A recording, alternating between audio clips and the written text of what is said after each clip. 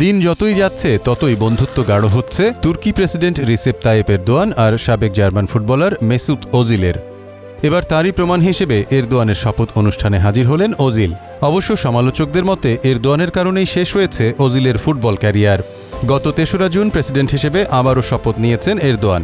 শপথের সময় উপস্থিত ছিলেন অনেক বিশ্বনেতা, একই সাথে উপস্থিত ছিলেন জার্মানির বিশ্বকাপজয়ী ফুটবলার মেসুত ওজিলও। শপথ অনুষ্ঠানের পরের মুহূর্তেই সামাজিক যোগাযোগ মাধ্যমে ছড়িয়ে পড়ে ওজিলের উপস্থিতির কিছু ছবি ও ভিডিও। এতে নিজেদের প্রিয় তারকাকে নিয়ে গর্ববোধ করে বিশ্বব্যাপী ওজিলের অসংখ্য ভক্ত।